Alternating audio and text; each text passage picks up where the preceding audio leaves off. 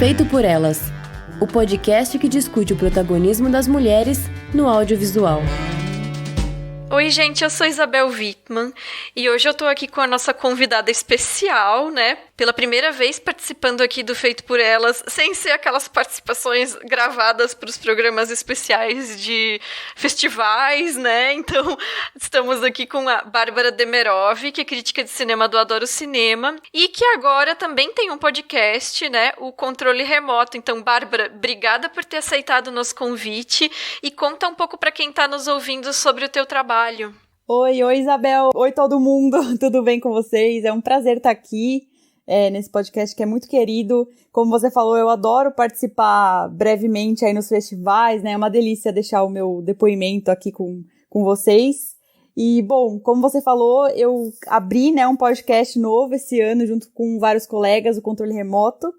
Tá sendo muito legal a experiência. E, além disso, eu trabalho como repórter e crítica no Adoro Cinema. Eu tô lá há 3 anos e, além disso, também eu faço vídeo nas minhas redes sociais, no IGTV, e eu tô sempre no Twitter falando sobre cinema e séries e cultura pop, porque é o que eu mais gosto de fazer, e é isso, a gente vai transitando aí entre site, vídeo, podcast, faz um pouco de tudo. Certíssimo. E a gente vai deixar, então, todos os links para quem quiser acompanhar o trabalho da Bárbara, para quem ainda não faz isso, por favor, né? Então, do Twitter, do Instagram, do Adoro Cinema, do podcast, do Controle Remoto, né? Então, vai ficar tudo no nosso site lá listadinho para quem quiser seguir essas redes. Oba! E antes da gente começar, a gente deixa os nossos agradecimentos para as nossas madrinhas Carolina Roncone, Letícia Santinon e Lorena Luz. Vocês já devem ter percebido pelo nosso último programa da Barbra Streisand que eu não tô mais editando Feito por Elas, né? Então o doutorado tá apertando o prazo, eu tô fazendo um estágio, então eu tô com outras demandas de tempo que me fizeram rever algumas das atividades aqui no podcast, e uma delas é a edição dos programas. Então a gente vai ter custos a mais, fora o próprio trabalho da equipe. Então é isso, né? A gente inventa moda e a gente joga a ideia para vocês que estão ouvindo, né? Então se você gosta do nosso conteúdo, apoie o nosso projeto no nosso financiamento coletivo para ajudar a gente a lidar, né, com esses custos a mais. E claro, nós temos várias contrapartidas. Então, para quem assina o nosso financiamento coletivo a partir de R$1 por mês, você já recebe a nossa newsletter quinzenal, que tem muito conteúdo interessante, mas a gente tem várias outras contrapartidas bacanas. E você pode colaborar com a gente no padrim.com.br, no catarse.me ou no patreon.com, todos eles /feito por elas. E você também nos ajuda divulgando o nosso podcast. Bom, e a gente interrompeu a programação normal para fazer esse programa sobre WandaVision. Gente, eu não consigo falar WandaVision, porque, sei lá, é o nome do leste europeu ali, a personagem, e aí eu sempre vou ler o W com som de V, e não sei. Eu super entendo você. É o que faz sentido, né, pra mim, né?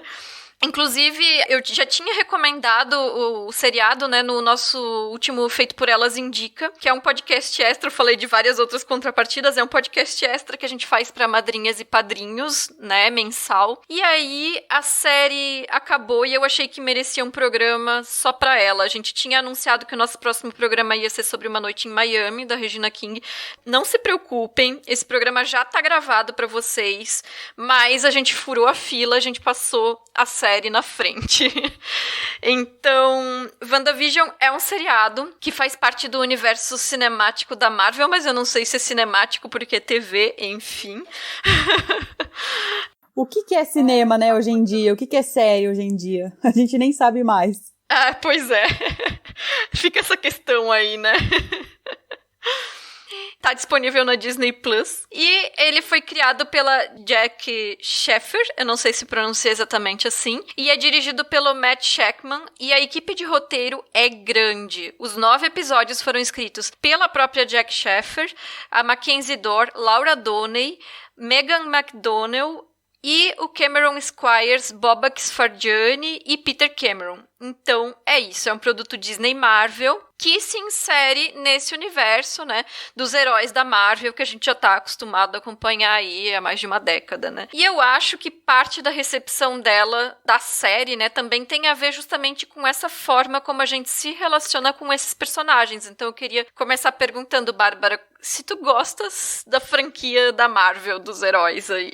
Olha, eu gosto muito, viu, Isa? Eu acompanho desde o início e, claro, né, tem ali uns ups and downs, né? Tipo, tem uns filmes que realmente não são muito bons, como, por exemplo, o Homem de Ferro 3, o Thor 2, né? O Mundo Sombrio. Mas eu acho que, no geral, a Marvel conseguiu conectar ali cada filme muito bem. Então, por exemplo, o Guerra Infinita eu acho muito bom o filme. E o último, né? O Ultimato, eu acho um ótimo filme, assim. Eu acho que realmente culminou ali numa saga muito intensa, muito emocionante. Os personagens são muito bem desenvolvidos, né? E a Wanda, nem se fala, a gente vai falar mais pra frente, mas assim, ela foi sempre, desde que ela foi anunciada, né, no Era de Ultron, no Vingadores de 2015, eu já fiquei super animada, porque ela é uma personagem muito, muito boa, assim, dos quadrinhos, né, eu também gosto dos quadrinhos, não li tudo, mas eu sou bem fã, assim, de HQ, e é isso, assim, eu sempre gostei de ver, e eu comecei a acompanhar o universo Marvel como espectadora, né, e aí entrei como crítica no meio do caminho. Ai, que bom que tu tens esse gosto mesmo pela franquia, porque eu confesso que eu tenho uma certa preguiça, né, de filme da Marvel. Tem poucos que eu acho mais interessantes, eu nem vi todos, então tu falou ali do Homem de Ferro 3, é um que eu não vi. Eu também não vi o Era de Ultron, que é quando justamente, né, surge o Visão, né, transformado do Jarvis, eu sei da origem ali mais ou menos, mas tipo, eu nem vi esse filme. Mas mesmo assim, eu tenho que dizer que eu gosto de ter visto WandaVision, assim, mesmo estando inserido nessa franquia. E aí, começando pelo começo, né? Que é sinopse, mais ou menos, da série, né?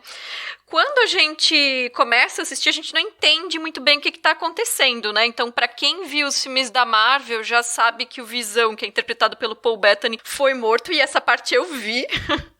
Mas, no primeiro episódio, a gente vê um sitcom, né? Ele tá lá em preto e branco, ele e a Wanda, anos 50, estilo I Love Lucy, né? A Wanda, que é interpretada pela Elizabeth Olsen, eu acho que ela tá maravilhosa no papel, assim, na medida do que é entregue pra ela enquanto personagem. E ela é, né? Aí é um spoiler da série, né? A Feiticeira Escarlate. E aí eu tenho que fazer um parênteses. Gente, eu não sabia que isso era uma coisa que não tinha sido falada ainda, que ela era a Feiticeira Escarlate. Porque quando eu falei da série no nosso Feito por Elas Indica, eu chamei ela de Feiticeira Escarlate. Não, mas eu super entendo, Isa, sério, porque, assim, quando a bruxa, né, a Agatha fala, é super marcante, mas pra mim também era uma coisa que já era sabido, né, só que aí você para e pensa que no universo Marvel, nos filmes, ela nunca foi chamada de Feiticeira Escarlate, ela era Wanda, ela era uma garota e tudo mais, então faz muito sentido o que a série desenvolveu ali, eu acho muito legal como fizeram ela crescer, né. Então, e aí eu acho que porque talvez eu não assisti todos os filmes, eu não reparei isso, mas eu lembro que, por exemplo, da época que teve o Mercúrio, né, que é o irmão dela, depois a gente vai mencionar também. Nos X-Men se mencionava por causa da treta dos direitos autorais, que a Fox tinha uma parte, a Marvel tinha outra, etc. Se a Feiticeira Escarlate apareceria nos X-Men, e no final não apareceu, né? Sim. E aí eu sei lá, na minha cabeça já tava dado que era Feiticeira Escarlate, mas enfim. E aí é isso, né? A gente tá ali nesse sitcom, começa nos anos 50, o episódio seguinte é nos anos 60, daí é mais estilo A Feiticeira, e por aí vai, né? Cada episódio vai cobrindo uma década e um estilo de seriado, né? E eu vi muitos jovens reclamando, né? Que eles acharam essa parte sem graça, né? Dos seriados e tal, e eu particularmente gostei muito dessas referências. Nossa, nem me fala, eu também. Então, porque quando eu era criança eu via muito I Love Lucy, que passava na Cultura na época, né? E depois tinha muito reprise do Ginny é um Gênio e a Feiticeira, obviamente que não é da nossa época, né? Mas assim, a gente pegava reprise e eu amava, né? E aí eu acho que a série, ela capturou bem esse formato. E aí capturou bem, mas deixou aquela sensação de que tinha algo que tava fora do lugar, algo que não tava certo, né? Dava algumas pistas. Completamente. Nossa, é muito bom isso que você falou, porque No segundo episódio, se eu não me engano, é o episódio do jantar, né? Que o Visão leva o chefe dele, a mulher, pra casa. E ali você vê a tensão no olhar daqueles personagens, né? Então, assim, eu achei muito bem feito. E eu achei muito bom que o Disney Plus, ele colocou os 2 primeiros episódios logo na estreia, no mesmo dia. Porque, assim, se fosse só um episódio de cada vez, realmente semanal, a galera, como você falou, os jovens, né, que querem mais ação e tudo mais, eles iam reclamar ainda mais. Porque o Twitter entrou em polvorosa, né, tipo, nos 3 primeiros episódios, falando, ai, mas não tá sendo desenvolvido, a série não vai pra frente, né, poxa...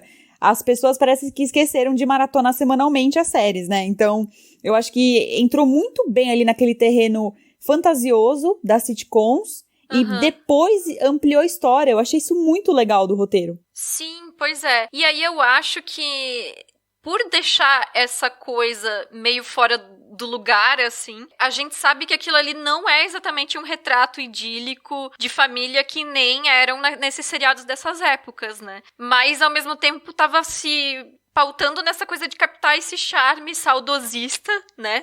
Esse apelo dessa narrativa. E aí, eu queria te perguntar também o que tu achou desse desenvolvimento, né? Para além da coisa do sitcom, esse avançar década a década da série. Porque tem gente que eu acho que não gostou muito justamente desse pular de décadas também, que talvez, sei lá, ficou confuso, não sei. Olha, é interessante. Eu, particularmente, adorei essa mudança de décadas, porque assim, por mais que a gente veja no episódio 8 ali que a Wanda assistia a I Love Lucy, a feiticeira, né, a personagem criança assistia essas sitcoms, ela em algum momento da juventude, ela deve ter visto um pouco de Modern Family, né, no universo Marvel. Então, eu achei muito coeso, sabe, evoluir. E eu também acho que foi um ponto da Marvel querer homenagear a televisão, porque, pensa, é a primeira série da Marvel, né, na telinha, e ao mesmo tempo eles quiseram manter ali a essência do cinema. Então, ao mesmo tempo que eles saíram da telona do cinema, eles quiseram homenagear a televisão, né? Então eu achei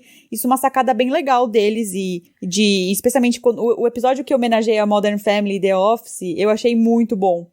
Muito bem feito. Não, e faz sentido isso que tu falou, porque se for pensar, embora esteja dentro ali, como a gente falou, do universo cinematográfico, né? Como é esse primeiro produto deles específico pra TV, de pensar no formato televisivo, tanto linguagem como estética, né? Exatamente. Eu achei que teve ali uma junção muito, muito bonita mesmo, visualmente e na narrativa também. Eu acho que tudo casou muito bem em WandaVision. E assim, eu, na verdade, gostei muito desses episódios de sitcom, né? Eu, por mim, a série inteira poderia ser assim, até, na verdade. Inclusive, eu ficava com essa sensação de que eles eram muito curtos, porque de episódio mesmo, sem os créditos, era, tipo, em torno de 20 minutos, né? Terminava, eu ficava com a vontade de que eles tivessem durado mais, né? Pois é, eu também tive a mesma sensação. E os créditos longos, né, não faziam muito sentido, mas aí, a partir do 4º episódio, eu acho, já começava a ter cena pós-crédito, né, naquele padrão Marvel. Então, ali fez um pouco mais sentido, mas, nossa, quando eu vi episódio com, sei lá, 20 minutos, 19 minutos, eu falei, gente, vai ser... É uma enganação, né, parece, porque é tanto crédito ali, tanta camada ali, tipo, que não tem história, né, tipo, é só os créditos ali da Marvel, que são muito bonitos, inclusive, né, a intro, né, da série também. E aí, assim, outra coisa que eu acho que foi uma sacada boa deles, inteligente, nesse sentido comercial, né, da Disney mesmo, eu acho que é essa abordagem de sitcom mesmo, de escolher o sitcom, né, porque se for pensar, eles lançaram a plataforma de streaming deles, e o público-alvo da plataforma é a audiência familiar, né, então tudo que tá ali no catálogo eram produtos da Disney que já estavam lançados, né, de outros anos, e eu acho que junto com Hamilton, WandaVision foi o primeiro item novo, assim, que foi lançado pra atrair assinaturas, especificamente, né? Então faz sentido que ele seja um programa familiar e que ele se espelhe também nessa ideia de programa familiar. Totalmente, eu super concordo. Bom, e aí, a partir desse momento, né, a gente descobre que a Wanda, ela prendeu as pessoas da cidade idílica ali onde eles estão morando, que é tipo aquele subúrbio perfeito estadunidense, em uma realidade alternativa para que ela possa lidar com o luto, né? Pela morte do Visão nos filmes anteriores. anteriores dos Vingadores lá. Então, ela já tinha perdido os pais, depois ela perdeu o irmão, e aí ela perdeu o marido e os filhos, né? Então, foram muitos processos de perda. A gente vê isso, né, em um flashback em determinado momento, né, da série. E ela tem essa capacidade de criação de mundos, né? De criar realidades, né? Então, tanto que muita gente diz que ela é a personagem com o poder mais forte dos Vingadores. E aí já entra numa seara dos quadrinhos que eu não manjo particularmente. Sim. Não, ela é muito, muito poderosa mesmo, tanto é que nos quadrinhos ela é filha do Magneto. Sim. O que é bem estranho, né? Se você pensar que a Marvel não tem o direito dos X-Men, aliás, agora tem, né? Agora que comprou a Fox, mas antes não tinha. Então, assim, por isso que todo mundo tava com muita expectativa de ver alguém, e quando o Pietro aparece, né? O Pietro da Fox aparece, todo mundo foi à loucura, eu inclusive. Sim, mas também. no quadrinho ela é muito poderosa, ela é realmente, como a Agnes fala, ela é mais poderosa que o Mago Supremo. O Mago Supremo é o Doutor Estranho. Então, sim. ela é muito, muito forte. Então, assim, a série, ela realmente chama ali o público a ver quem é a Feiticeira Escarlate mesmo. Então, é interessante, porque nos X-Men, quando o Pietro aparece, que é o Mercúrio, né, ele é apresentado como filho do Magneto, né, e aqui eles não são, tem outros pais que aparecem no flashback deles, né, mas quando ela se transforma em Feiticeira Escarlate, assume o nome, a identidade, enfim, e a roupa, achei muito interessante que o figurino da Feiticeira Escarlate foi feito para remeter ao figurino do Magneto do Fassbender nos filmes dos X-Men. Então, ficou muito legal. Eu adorei isso, porque o tom da roupa na série é mais escuro, é um vinho. Na HQ, puxa pro vermelho e pro rosa, né? Como a gente vê naquele episódio do Halloween, que ela tá com a roupa do quadrinho mesmo, né? Então, eu achei muito legal essa sacada. Moderniza um pouco a personagem, eu acho que também deixa ela um pouco mais confortável pra quando ela for atuar no futuro, né? Em lutas e tudo mais, eu acho que é uma roupa que é bem confortável, né? E o tom da roupa, eu amei. E realmente, quando eu vi a montagem que remete ao Magneto, falei, olha, eles não estão pra brincadeira mesmo, eles realmente querem fazer os fãs teorizarem. Agora sim, eu vou fazer um contraponto, que é o fato de que eu queria muito que, na verdade, que a série tivesse sido uma série de sci-fi sobre uma mulher ali em luto, casada com um ciborgue que morreu, e que não fosse uma série da Marvel. Porque pra mim, assim, eu acho muito frustrante justamente essa coisa que precisa ficar fazendo as ligações com os outros filmes da Marvel, os que já saíram e com os que vão sair, né? Então a gente vê ali a Monica Rambeau, o Jimmy Woo, a Darcy Lewis, que basicamente os personagens deles só estão ali pra ligar com os filmes futuros que ainda vão sair da Capitã Marvel, do Homem-Formiga e do Thor. E isso parece tipo um desperdício de plot, assim, sabe? Eu acho que seria uma história muito mais interessante se fosse a história dessa mulher, só da Wanda e só, assim, não sei se tu concorda. Não, eu concordo mesmo, apesar de eu achar que eles fazem muito bem a ligação ali com a Darcy, que ela é uma ótima personagem, porque, né, vai ter o Thor ali, enfim... especialmente com a Monica Rambeau, que ela tá completamente ligada à Capitã Marvel 2, então eu acho que, ok, mas por outro lado, né, pensando no lado mais analítico, assim, como a personagem da Wanda é tão forte, ela é tão incrível de ver, acompanhar, né, eu veria mais 15 episódios, né, de WandaVision, só com ela.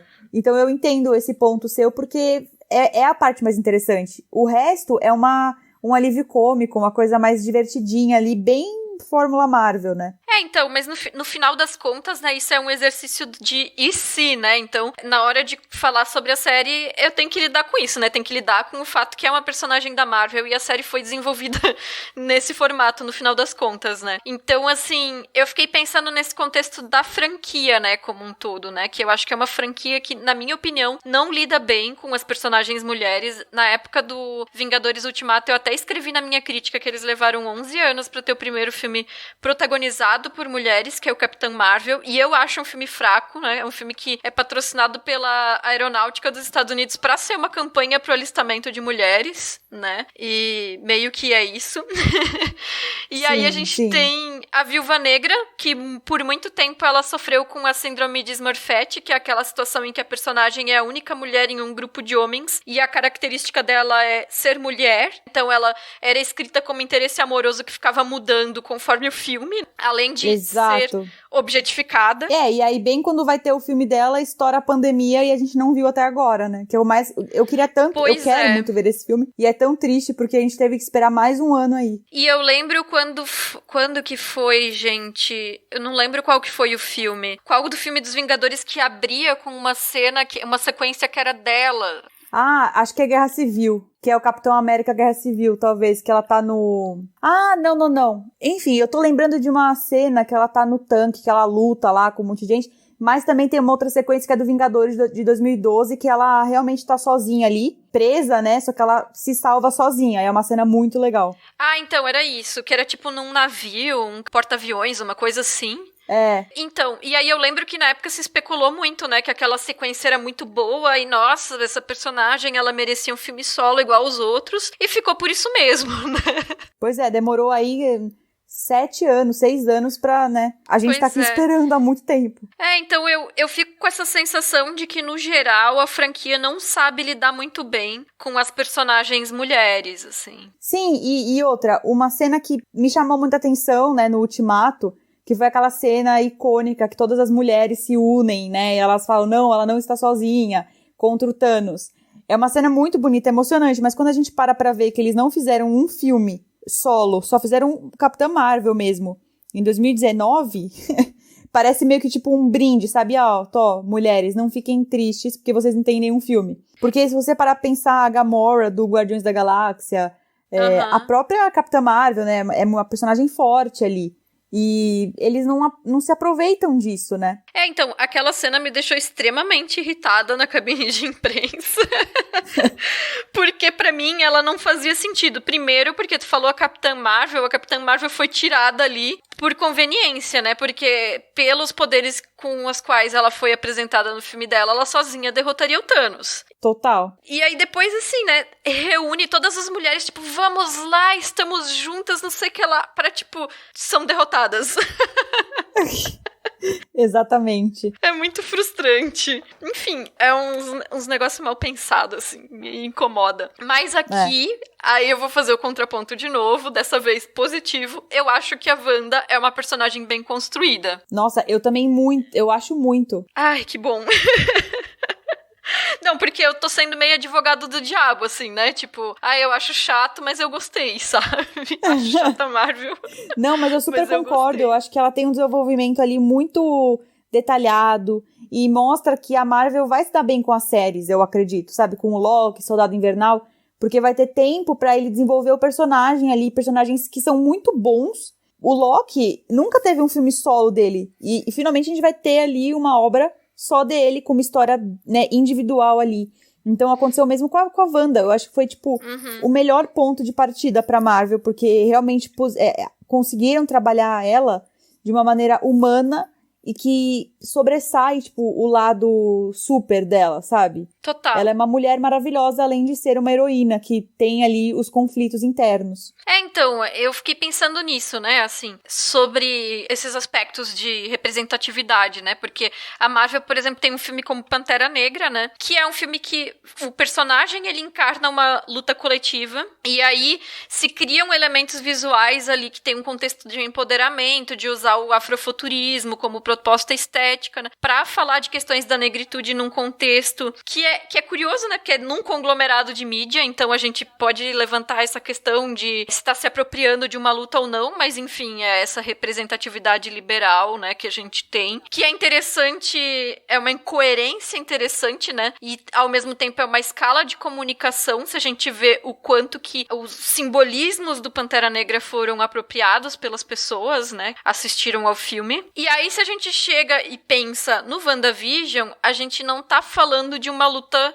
coletiva, né? Porque não é colocado ali numa questão de raça, e mesmo ela sendo uma mulher, não é colocado ali uma questão de gênero. Exatamente. É uma personagem mulher, mas o fato dela ser mulher não é central pra trama especificamente, pra além da própria existência dela, né? Então, assim, é uma trama que vai abordar essa dor dela, mas é sobre o indivíduo, é sobre o luto dela. E aí eu acho que ela acaba sendo importante nessa coisa da representação de mulheres nesse contexto de super-heróis por esse fato, porque ela é construída como uma personagem que é imperfeita, que ela sofre, que ela erra, que ela tem um background ali bem trabalhado, e a gente entende essas emoções dela, né? Inclusive as coisas que ela faz erradas, do tipo sequestrar uma cidade inteira, né? A gente torce por ela, e eu nunca a vi como ela fosse uma vilã, sabe? Porque ela traz tanta verdade, né? A Elizabeth Olsen, ela tá de parabéns, porque é uma atuação fantástica que ela fez, especialmente no episódio ali que conta o flashback da vida dela.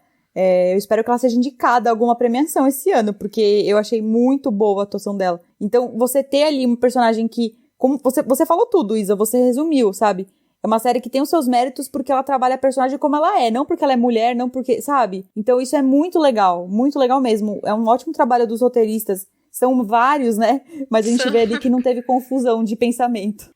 Eu fico imaginando como é que funciona uma sala de roteiro com tanta gente assim, né? Até pra manter uma coerência, né? Pra começo, meio e fim pra um seriado como Sim. esses, né? E eu acho também que um negócio que é curioso, que no início parece que eles vão pelo caminho daquele estereótipo da mulher que não sabe controlar o próprio poder, né? Que é um clichê super usado nesses filmes de super-heróis, desde lá da Fênix Negra no X-Men 3, até a protagonista Danielle Moonstar do Novos Mutantes, mais recente, que é tipo a mulher que descobre que tem superpoderes, mas não consegue controlar eles, ou ela tá emocionalmente descontrolada e os poderes também saem do controle, né? E aí eu acho que eles dão conta de justamente isso, né? De fazer a gente entender ela e não levar pra esse lado do descontrole total, tipo, da mulher louca, assim. Exatamente. E aí, voltando pra essa coisa do sitcom, né? Eu gosto que tem uma hora mais pro final da série que a gente vê que a família dela tinha uma relação com esses programas, né? Que tu falou, eles assistiam juntos. Então, eu acho que criar um mundo nesses moldes do sitcom, quando ela faz isso, ela tenta conformar o luto se adequando a esses papéis, porque esses sitcoms eram muito idealizados, né? Então, até os papéis de gênero, se a gente pensar Ginny Ongênio e a Feiticeira, elas eram mulheres que tinham poderes, mas ainda assim elas tinham que se disfarçar pra parecer donas de casas comuns, entre aspas, a Feiticeira, isso, né? Sim. Se disfarçar, porque não podia demonstrar esses poderes, né? E são papéis de gênero que são de conformidade daquilo que a sociedade espera das mulheres naquele momento. Então, é como se pra ela, criando essas imagens, ela pensasse que se a vida dela talvez tivesse sido mais padrãozinho nesse sentido, entre aspas, talvez ela não tivesse passado tanta dor. E aí faz sentido isso em relação ao luto dela. Exatamente, ela constrói muros ali pra se proteger e ela não pensa, né, de início que ela leva centenas de pessoas junto, que essas pessoas não perdem a consciência totalmente, mas mesmo assim ela fica cega, né, pelo luto. O luto tem vários estágios, né? E uma coisa muito interessante, Isa, também de falar, é que a série ela aborda todos os estágios do próprio luto. Ela primeiro começa com a negação, com a raiva, né? Quando a Monica Rambeau atravessa o Rex, né? Ela entra ali e ela sai, a Mônica sai voando, né? Porque a Wanda fica com raiva. Aí depois ela tenta barganhar aquela vida dela com os filhinhos que ela mesma criou. E depois ela vai aceitando tudo. Então é um processo muito bonito que a série traz, porque realmente é sobre ela. Mas não é de uma forma que diminui o restante dos personagens. É uma forma que realmente valida os sentimentos da Wanda, né? Consegue traçar bem essa trajetória, né? Sim. Agora vamos falar da Catherine Hahn. Ai, maravilhosa. Eu já gostava dela em Transparent, eu dei uma olhada no IMDb e ela fez um monte de filmes que eu não vi. Então, eu achei ótimo, assim, o papel dela aqui como a vizinha Agnes, que depois a gente descobre que é a bruxa Agatha, né, que tu já tinha mencionado, e eu queria que tu comentasse um pouco, Bárbara, o que tu achasse da personagem. Olha, eu, assim, já sabia que existia uma Agatha Harkness nos quadrinhos, e quando, né, a gente vê que é Agnes, e é uma personagem que tem muito mistério nos primeiros 3 episódios, então você fala, putz, tem alguma coisa aí. E também nas promos, né, dos episódios seguintes, sempre tinha ela lá com um chapéu de bruxa, então eu ficava, putz, tem alguma coisa aí, e eu gostei muito também dela. A virada da personagem, como conta que ela é realmente a Agatha Harkness, eu achei bem leve, sabe? É uma coisa que não é tão séria. Mas depois ali com os embates entre a Wanda e a Agnes e a Agatha, eu acho que vai trazendo ali uma complexidade muito legal da personagem, porque ela tem um passado também ali obscuro. E eu acho que a série, por mais que ela não tenha tido tanto tempo pra ser aproveitada, eu acho que teve ali uma boa visão geral, sabe? Do que é a bruxa e do que é a questão de você querer o poder do outro, né? Porque é isso que a Agatha quer, ela quer roubar o poder da Wanda. Sendo que nos quadrinhos, a Agatha é meio que uma mentora da Wanda. Ela ajuda a Wanda a controlar os poderes e tudo mais. Tanto é que eu achei que a Agatha iria ajudá-la em algum momento, mas eu acho que como no final, né, a Wanda prende a Agatha lá dentro, nada impede de que a Agatha volte ao universo Marvel aí e seja uma aliada. Aham. Eu confesso que eu também me dei um spoiler com o negócio da Agatha, porque como eu não conhecia a história dos quadrinhos, eu fui pro Google perguntar Agnes, Agatha, aquela coisa, e sei lá, eu não sei o que eu fiz, que aí eu fui parar na Wikipédia, onde dizia que ela era uma bruxa. Eu fiquei, tá, ok, mas isso muito antes de ser revelado, né? Então eu me dei esse spoiler aí. E aí, obviamente, na Wikipédia informa que ela era mentora da Wanda, né? Então, eu imagino que esse negócio de a Wanda aprisionar ela no final realmente é pra manter ela ali na geladeira pra um filme futuro, porque ela ainda fala, né? Se eu precisar de você, eu sei onde você está, né? Então fica essa coisa em aberto, né? Sim, isso é muito animador, porque vai ser muito legal ver as duas trabalhando juntas, apesar de não ter começado com o pé direito. Eu acho que vai ser bem interessante ver a Agatha e a Catherine Kane. Eu acho ela muito boa atriz de comédia. Acho que ela encaixou muito bem no papel. Ela tá ótima. A única coisa que eu não entendi mesmo até agora é como que ela descobriu que a Wanda tava ali naquela cidade, ela resolveu ir pra ali, e nem como que ela conseguiu se infiltrar na fantasia da Wanda sem que a Wanda percebesse que ela tinha se infiltrado, assim. Então, não sei se isso é uma explicação que eu perdi, mas eu não entendi isso na série. Não é explicado, assim. Ela fala que ela só encontrou, ela sentiu o cheiro, né, dessa magia aí gigante da Wanda. E eu acho que, assim, como ela é uma bruxa super poderosa também, a Agatha tem ali, eu acho que não é aquela coisa que não é embasada, sabe? Eu acho que existe ali, não explicam totalmente, mas dá pra entender porque a Agatha é muito poderosa e ela conseguiu se camuflar pela magia dela, tanto é que ela usa as runas, ela fica naquela casa ali separada, então ela adentrou ali muito bem, infiltrou mesmo, né? Então acho que é por isso que eles não explicam tão bem, porque é uma coisa que pra Marvel já é uma coisa meio clara por conta dela ser uma bruxa. E até tem uma hora que um dos vizinhos falam, que a Agatha chegou depois, né? Como se fosse, né? A Agnes chegou depois, né? E ela não tem marido, né? Ela fala, meu marido tá lá, mas ele nunca aparece. E eu também achei a lutinha das duas no final uma coisa meio, tipo, climática, assim, aqueles negócios de soltar bola de fogo lá, mas... Eu também achei um pouco, mas é isso aí, Isa, é o lado Marvel, né? É completamente Marvel isso aí. Gente, eu não gosto, assim, lutinha, raiozinho, perseguição de carro, assim, sabe? Quando não leva a nada, eu fico sempre... É pra ser emocionante, eu fico entediada. Pois é, mas eu também achei meio anticlimático. O episódio em si foi um pouco, porque ficou muito naquela questão do Visão, do embate do Visão, que é interessante, né? Dos dois Visões. Tipo, o Visão que não existe, acordar o Visão que morreu, sabe? É muito bom isso. Mas a luta da Agatha e da Wanda eu também achei muito longa, primeiro. E não teve tanta emoção, assim. Acho que foi isso. Não teve emoção mesmo. Foi meio que isso, assim. E aí, falando de participações, a gente já falou um pouco, né, do Peter Evans. Aquele momento que ele apareceu na porta e a Darcy falou, she recast Pietro, né? Ela colocou outro ator pra fazer o Pietro. Gente, eu ri. Eu amei. Eu achei tão boa essa sacada, né? Porque entra com todas as questões da série, porque série realmente faz o recast, e também da Fox e da Marvel, sabe? Eu achei uma cutucada muito boa. Pois é, porque como eu falei, eu gosto dos filmes do X-Men, né? Dos X-Men, e eu sempre achava que o Pietro dos X-Men era muito mais interessante do que o Pietro, Peter Evans ali, o do Aaron Johnson nos filmes da Marvel, né? Então eu achei super divertido quando isso aconteceu. Eu também, eu adoro ele. E eu também achei engraçado que as pessoas ficaram criando 1000 teorias, ficavam falando, é o Mephisto, não sei o que lá, se vai ter o multiverso. No final não era nada, assim.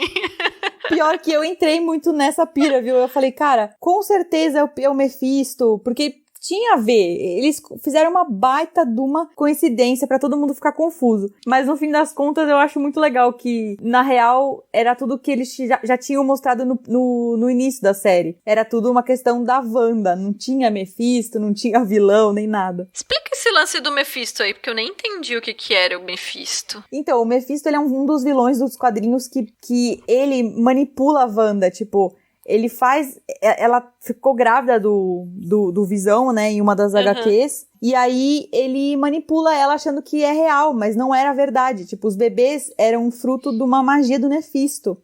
Então, ela ficou muito mal. Porque ela falou, cara, eles não existem. Os meus bebês não existem. E aí, no final das contas, dá toda a loucura nela lá. Que ela fala, chega de mutantes. E aí ela muda a realidade absurdamente numa das HQs também. Então, é bem forte a relação do Mephisto com ela. Então, eu jurava que ele ia chegar pra atrapalhar a vida dela lá. Nossa, até que realmente faz sentido, assim, sabendo desse contexto dos quadrinhos, faria sentido encaixar isso na série, né? Mas assim, eu fico pensando que às vezes é mais interessante, pelo menos na minha opinião, que a pessoa vai ver uma série que ela não consegue prever o que vai acontecer, do que, assim, vai acontecer exatamente como tudo que tá nos quadrinhos que a pessoa já leu. É verdade, não, eu super concordo. No final das contas, eu adorei do jeito que fizeram, porque ia ser realmente muito mais do mesmo, ia ser aquela coisa que todo mundo já esperava no fundo.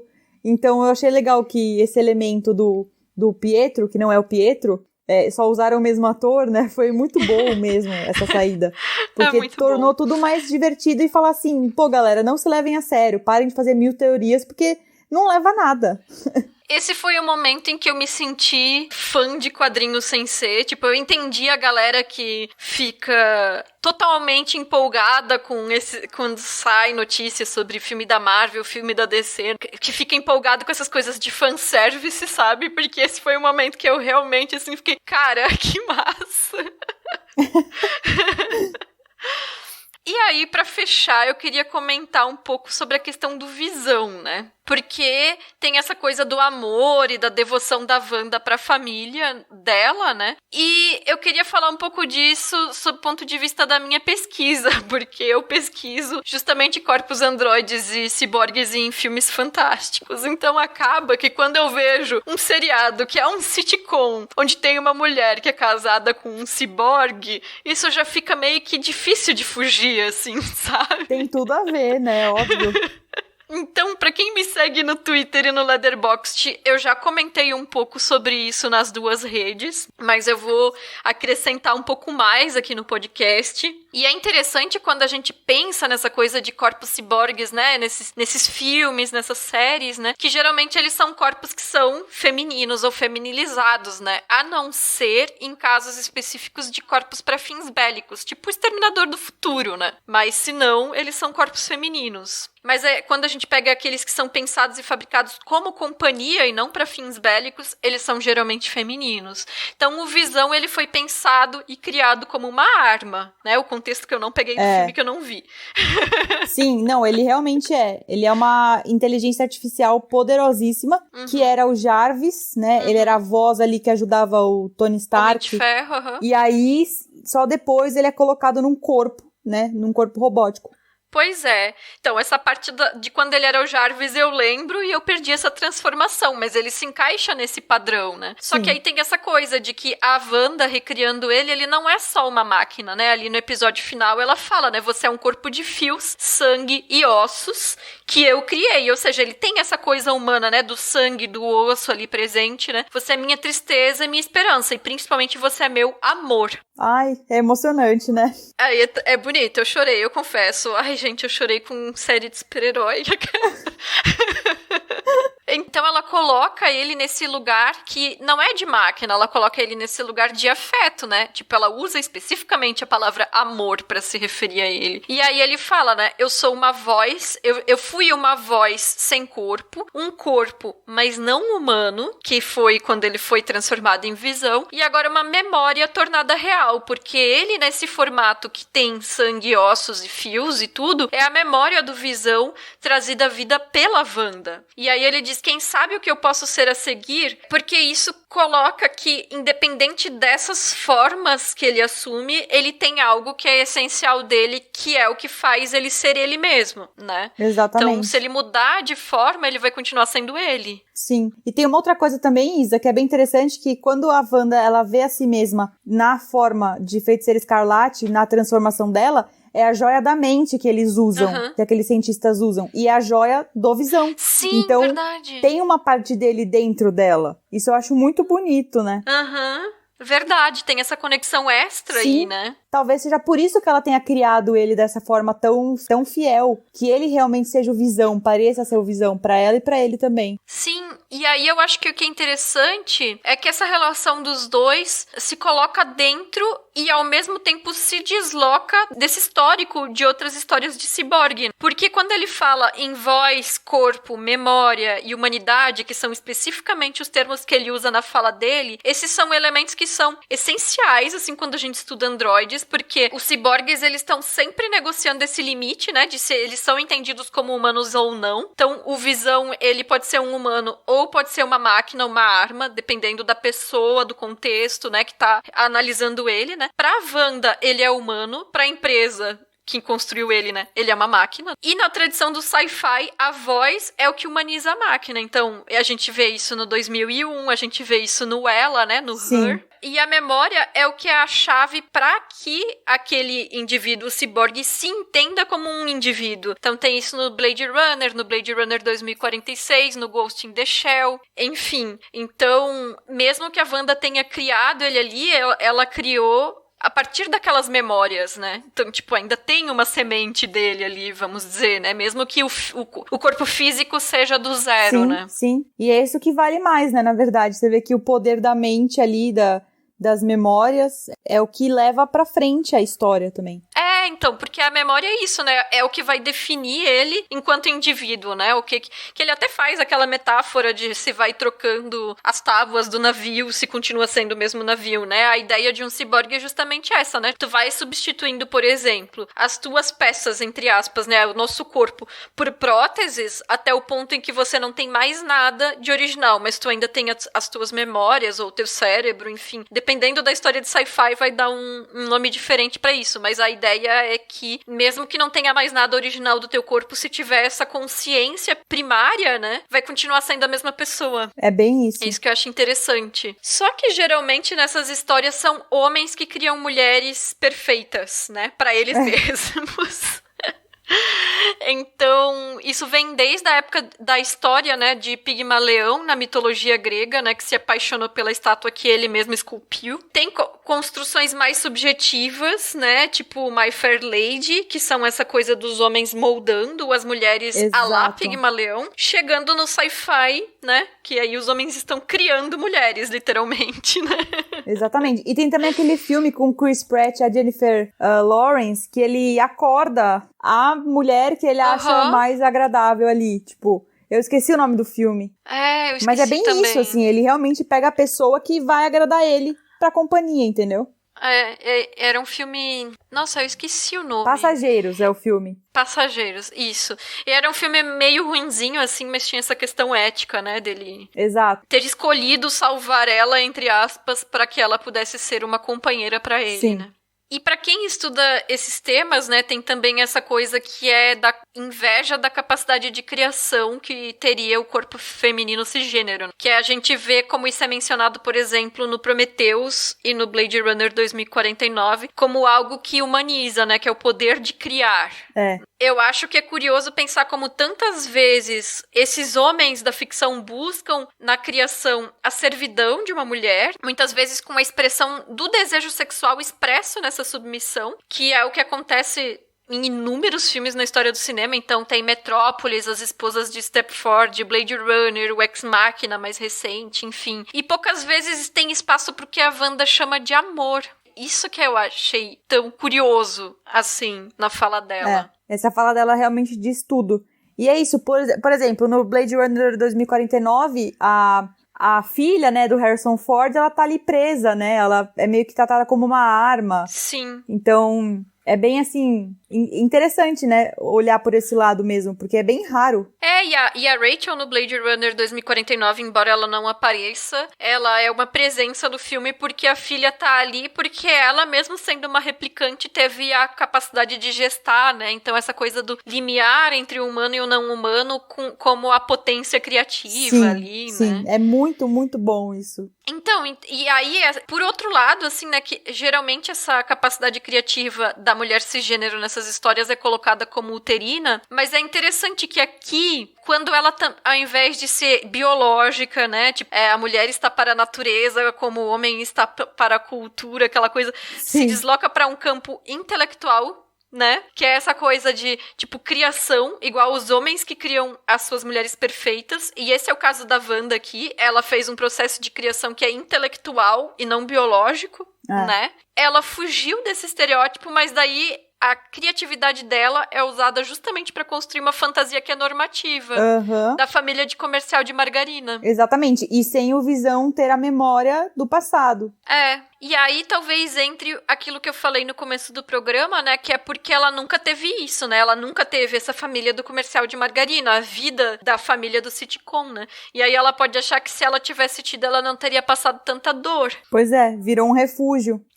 Mas eu acho curioso esse processo, assim, de que quando finalmente a gente tem um retrato do potencial criativo intelectual da mulher, não só do potencial criativo biológico, que é muito explorado no sci-fi, né, a capacidade reprodutiva, aí ele é deslocado para um lugar normativo, assim, sabe? Um lugar confortável, do já conhecido. Sim. Enfim, falei muito, gente.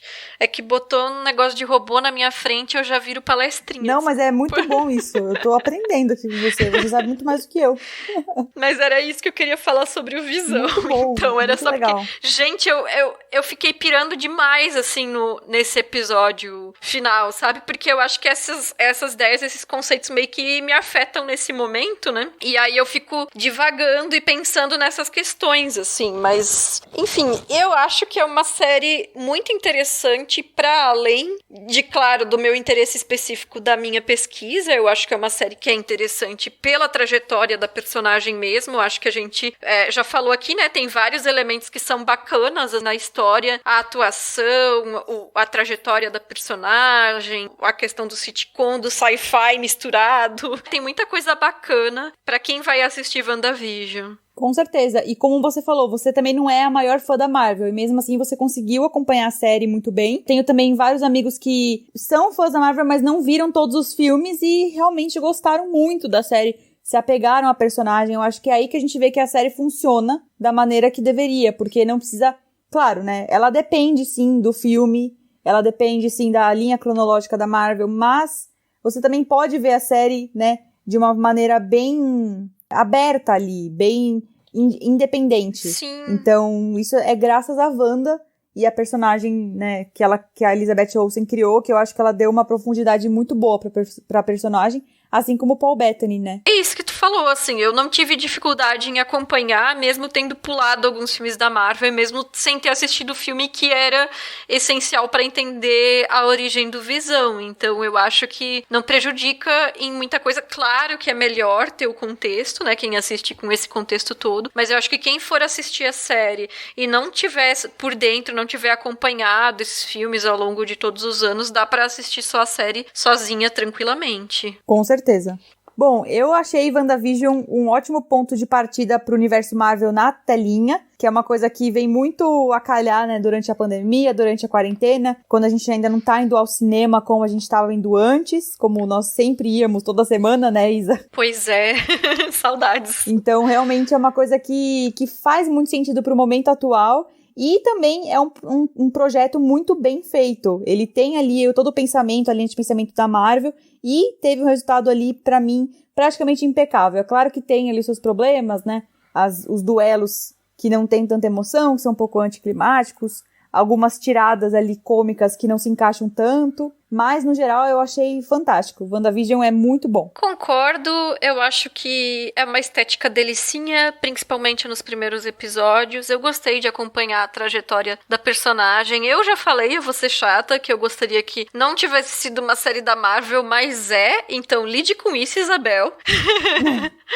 Não sei se eu fico com curiosidade pra assistir essas outras séries, né, que vão vir daqui pra frente, né, da Marvel com a Disney Plus, mas eu acho sim que foi um bom investimento inicial deles pensando nesse mercado. Foi uma série interessante e que, pra mim, assim, foi mais interessante do que vários dos filmes da própria franquia. Então acho que valeu. Bem isso mesmo. Bárbara, muito obrigada por ter aceitado participar aqui da nossa conversa, foi muito legal. Eu espero que a gente tenha aí outros filmes ou séries bacanas pra gente conversar aí mais pra frente também. Deixa aí as tuas redes sociais, indica os teus jabás aí pra quem estiver nos ouvindo. Pode deixar. Olha, eu que agradeço, Zé, de novo o convite. Foi muito gostoso esse papo. Muito bom falar sobre o que a gente gosta, né? E com quem tem pontos de vista diferentes também. Mas é muito bom que a gente também concorda em vários pontos da série. Bom, minhas redes sociais é tudo @Bárbara Demerov, com V mudo. Meu Twitter e meu Instagram, eu tô sempre por lá comentando filmes, séries. No Twitter eu comento BBB, comento de tudo um pouco, viu, gente? Então, me sigam lá que eu tô sempre ali presente. Perfeito. Então, gente, todos esses links da Bárbara, assim como as referências que a gente citou aqui no programa, os filmes e outros seriados que a gente mencionou, vão estar todos linkados no post lá no nosso site, no feitoporelas.com.br. Sigam a gente nas nossas redes sociais, o Twitter, Instagram, Facebook e Letterboxd. É só procurar por Feito por Elas. Avalie a gente no iTunes ou no aplicativo de sua preferência. Além do site e do feed, os nossos programas também estão disponíveis em todas as plataformas e aplicativos de podcasts e também estão no YouTube. Mandem os seus comentários para o nosso e-mail contato@feitoporelas.com.br ou deixem no nosso site. Não esqueçam que nós temos um grupo de Telegram para os nossos ouvintes, que é um espaço maravilhoso para conversar sobre cinema e muitos outros assuntos, então o link vai ficar no post para quem quiser entrar. E o nosso próximo programa, agora sim, vai ser sobre Uma Noite em Miami, da Regina King, um filme que está disponível no Prime Video. Obrigada pela audiência e até mais, gente. Obrigada, tchau, tchau. Pesquisa, pauta e roteiro, Isabel Wittmann e Bárbara Demerov. Produção e edição, Isabel Wittmann. Arte da capa, Amanda Menezes. Vinheta de abertura composta por Felipe Aires e locução da vinheta, Débora Garcia.